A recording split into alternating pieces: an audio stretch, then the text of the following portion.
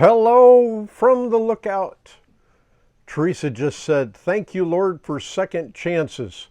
I made the video this morning and I got a text a little bit later from Jerry and he said, your sound quit. Bummer, dude. So we are going to go again. All right. Maybe it'll even be better the next time. All right. So it's kind of a wonderful day here. It's kind of cool. And it's a great day here. All right. We are on day 34. Day 34. All right. Micah 6:8. Know, O people, the Lord has told you what is good, and this is what he requires of you: to do what is right, to love mercy, or in the NASB it says to love kindness, and to walk humbly with your God.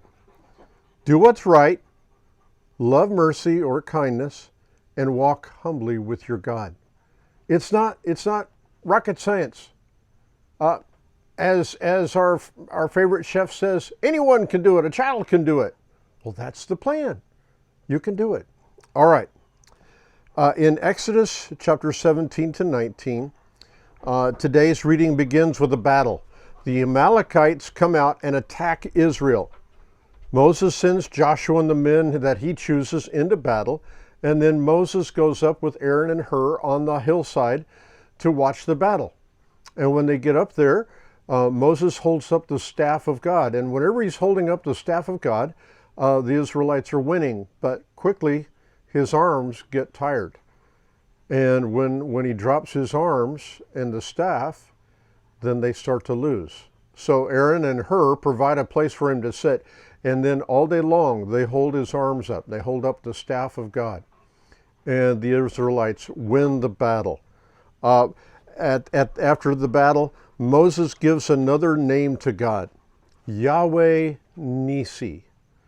And it means God our banner. God is our banner, the one we look to all the days of our lives. All right. Now next, Moses' father-in-law, Jethro, comes out to meet Moses, and he hears the testimony of all that God did to rescue Israel from the Egyptians. And he says, your God is greater than any other God. Then he observes a typical day for Moses. He just watches. At the end of the day, he says, you can't do this. You can't keep going this way. The load is too heavy. You need to let other people help you. And Moses listens to and he follows Jethro's advice. Now, what is humility? Humility is the ability to listen to another point of view and, when appropriate, to act on it. Listen to another point of view and, when appropriate, act on it. Okay? So after 2 months in the wilderness, they arrive at Sinai. And listen to Exodus 19, 4-6. I will get there. Turn the page. There it is. You have seen what I did. This is God speaking. You have seen what I did to the Egyptians. You know how I carried you on eagle's wings and brought you to myself. Now, if you will obey me and keep my covenant, you will be my own special treasure from among all the peoples on earth. For all the earth belongs to me, and you will be my kingdom of priests, my holy nation. This is the message, God tells Moses, this is the message you must give the people of Israel. Amazing. Israel is called to obedience to God. They're called to be obedient, and that God would bless them. Now remember that when God took Israel as they were, they had lived for 400 years as slaves. They didn't have teaching. They were just going on what they remembered. And so he's saying, as he's leading them through the desert, he's teaching them obedience. So that's why the if-then commands. If you'll obey, then I will bless you. So here's the deal. He took them as they were, but he will not allow or approve a continual lifestyle like they were living. Now God is calling them to worship and obey him. It's the same for us as we follow Jesus. He is amazing in His grace. He is amazing in His mercy. And to continue walking with Him, our lives must change to look like Jesus. He takes us like we are, but He doesn't leave us the same. Aren't you glad? In Matthew 22 and 23, the religious leaders continue to test and try to trap Jesus. Now, in verses 36 to 40 of Matthew chapter 22, it says, "Teacher, which is the most important commandment in the law of Moses?" They're trying to trap Him.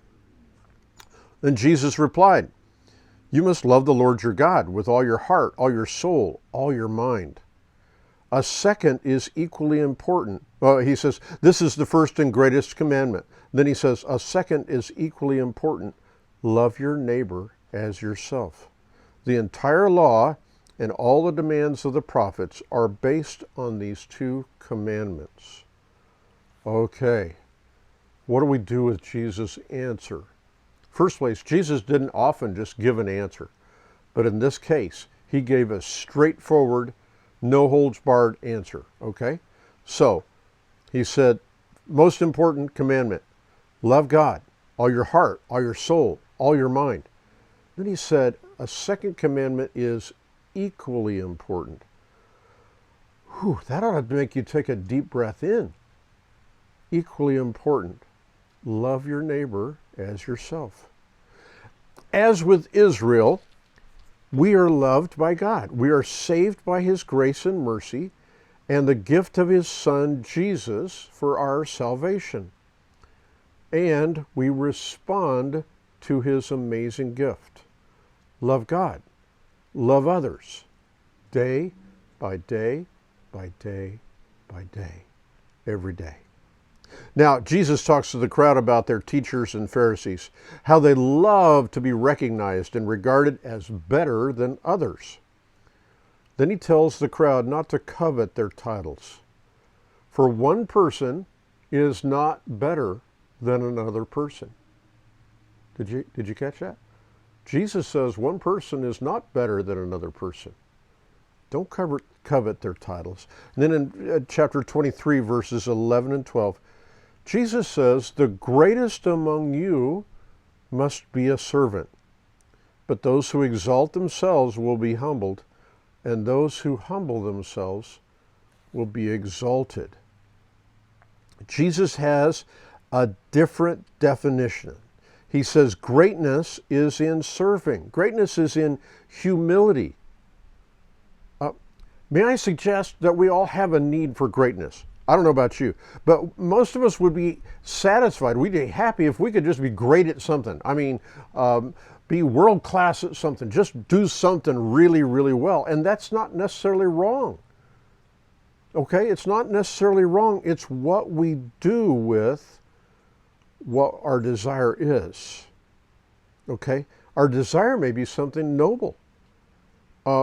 May I suggest that our motives are what define us. There's nothing wrong with a God-given drive for excellence. The danger comes in what we allow it to do to our love for God and our love for others, and how it affects our ability to serve others. That's the key. Can we keep that? Can we keep that first and foremost? Love God, love others, serve others, humble ourselves. And yes, we want excellence. We want to do our work with excellence. Absolutely. But we want to do it to God's glory. Okay? All right. Whew. All right. Now, Psalm 27, we're going to look at, listen to verse 11 and then 13 and 14. The writer says, "Teach me how to live, O Lord. Lead me along the right path, for my enemies are waiting for me." 13 and 14, "Yet I am confident I will see the Lord's goodness while I am here in the land of the living. Wait patiently for the Lord. Be brave and courageous." Yes, wait patiently for the Lord. Proverbs chapter 6. The writer has been trying to teach about keeping a pure life, teaching a young man about staying away from the promiscuous woman. And just the first couple of verses here, 27 and 28. Can a man scoop, chapter 6, can a man scoop flame into his lap and not have his clothes catch on fire? Can he walk on hot coals and not blister his feet? So it is with the man who sleeps with another man's wife. He who embraces her will not go unpunished. Okay, all right. That's kind of a chilling thing to be reminded of as we finish up. So let's end on Micah 6:8. All right. O people, the Lord has told you what is good. And this is what he requires of you: to do what is right, to love mercy, love kindness, and to walk humbly with your God. That's my prayer for you today. God bless you.